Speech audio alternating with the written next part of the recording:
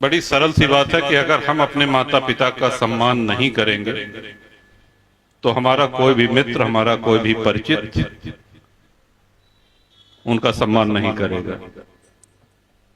तो हम अपने धर्म की, अपने संस्कृति की अगर इज्जत नहीं करते हैं, सम्मान नहीं करते हैं, या कहीं ना कहीं हमको लगता है कि अगर हिंदी बोलेंगे तो उससे असर नहीं पड़ेगा, ये मानते हैं चलिए कि आज के वैश्विक युग में अंग्रेजी का बहुत बड़ा महत्व है और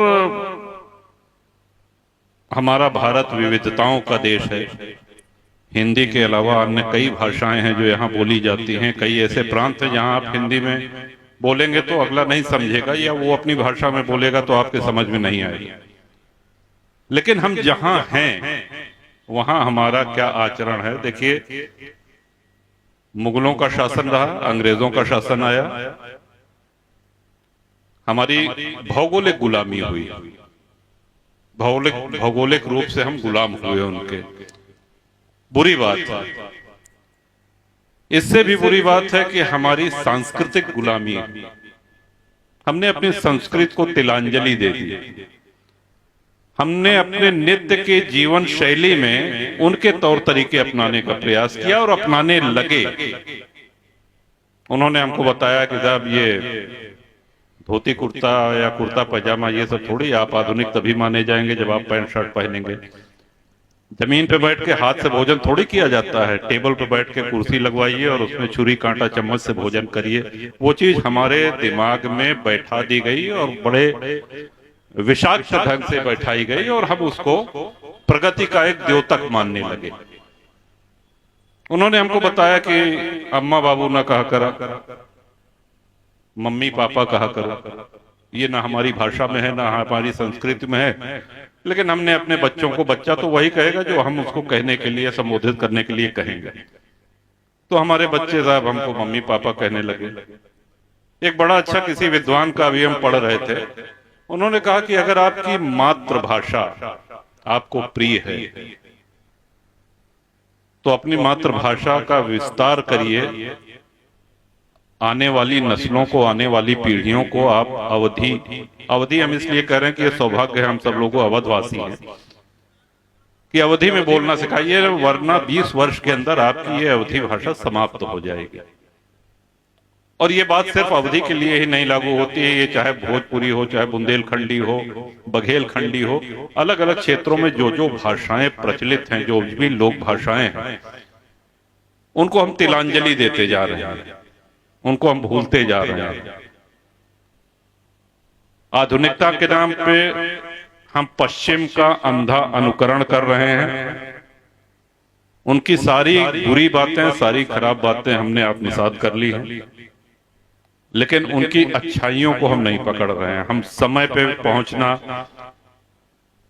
ईमानदारी से काम करना। देखे, अंग्रेज आइन चला गए, बहुत लूटन खाए, नेके कोनो पैमाना नहीं ना। लेकिन एक बात तो आप लोग मानेंगे कि जो इमारतें वो बना गए, यहाँ देवेश जी अधिवक्ता हैं, आपके बहुत से अधिवक्ता मित्र भी आए हैं।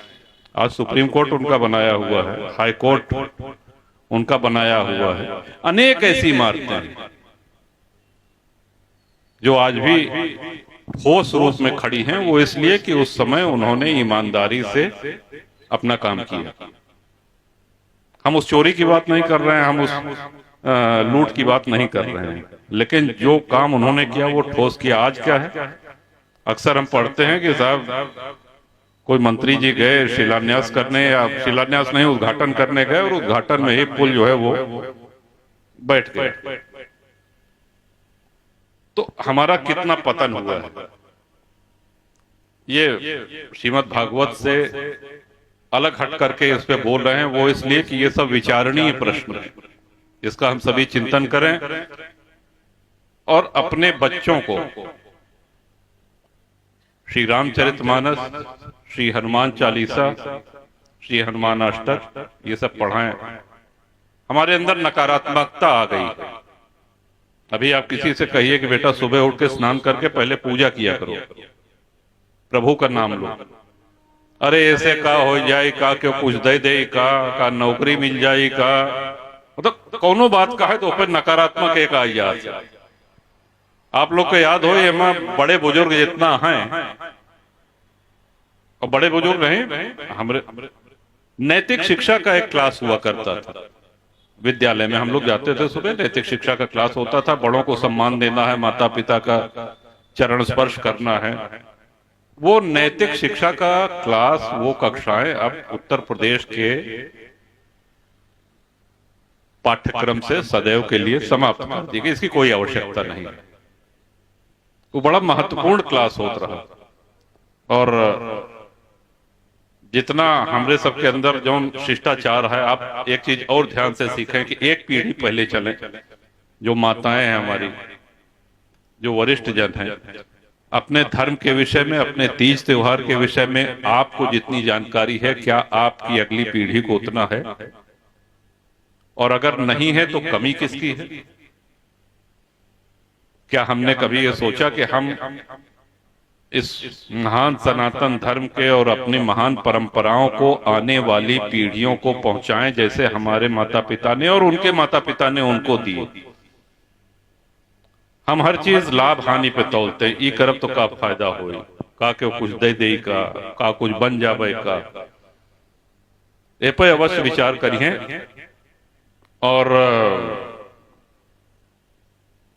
कोनो अवधि सम्मेलन नहीं होता है, घरे में बात करते ही बड़े कहते है कि यह हमारी चिंता रहा था कि देखे, हिंदी से पुरानी भाषा अवधि है। हिंदी का जन्म तो बहुत बाद में हुआ है। तुलसी बाबा, हमरे आपके जैसे लोग जिनका संस्कृत नहीं आवत, भगवान राम के नाम पहुंचे, घर घर पहुंचे, एकरे बरे श्री रामचरितमानस के रचना अवधि में करें, संस्कृत का सम्मान करते हुए। 7 अध्याय हैं, 7 अध्याय में मंगलाचरण संस्कृत से किया उन्होंने, वो देव भाषा। लेकिन उसके बाद जो उन्होंने लिखा, जो उसके बाद कहा उन्होंने, वो हमारे आपके लिए कहा है। हम लोग जिस भाषा में वार्ता करते हैं, जिस भाषा में एक दूसरे को अपनी बात समझाते हैं, उस भाषा का प्रयोग किया। तो तुलसी बाबा ने जिस अवधि को अंतर्राष्ट्रीय पटल पे पहुंचाया, उस अवधि को, संस्कृति को, उसको जीवित रखना, उसको पोषित करना, उसका नियमित अपने वार्ता में उपयोग करना।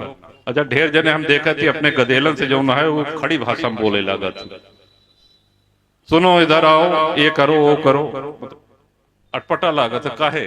हम जहां के रहे वाले हैं, हमका कोनो शर्म ही है का? ये तो गर्व की बात है कि हमका अवध में जन्म मिला, जैसे देवव्रत जी महाराज कहें, भारत में जन्म। और उत्तर प्रदेश के महत्व बता ही चुका है। और उत्तर प्रदेशों में अवध में जन्म, वो गंगा जी के किनारे। तो इतना सारा सौभाग्य जुड़ा है। और हम अपने अवधी भाषा का महत्व न दे के अंग्रेजियत के अनुसरण करी, अंग्रेजियत के अनुकरण करी, तो इस पे हमका सभी के जरूर सोचे चाहिए। और आपो लोग सोची है, जब नान के रहें, छोड़ के रहें, हम सभी कैसे बतियात रहे। अब के जो पीढ़ी है वो कैसे बतियात। और नैतिक शिक्षा के एक जो कक्षा समाप्त हो चुकी है, वो के दुष्प्रभाव देखे में मिलत। हम लोग कहीं ना कहीं अपना शील, संकोच, ये सब खोते जा रहे हैं। अपने बड़ों के सामने हम लोग इतना नहीं बोलते थे, आज भी नहीं बोलते हैं, जितना आज के बच्चे अपने बड़ों के सामने बोलते हैं। ऐसे आप सहमत हैं? सही कहते हैं? तो कहूं ना कहूं हमारे शिक्षा में तो कमी है। तो आदत यह है, सब मतलब माइक पकड़ा दी जाता तो बोलब शुरू कर दी थी। जौन हम जौन कहे ओमा जौन आपका असत्य लगा हो या गलत लगे हो का उड़ाए दी है, थोथा थोथा है ना, दे उड़ाए।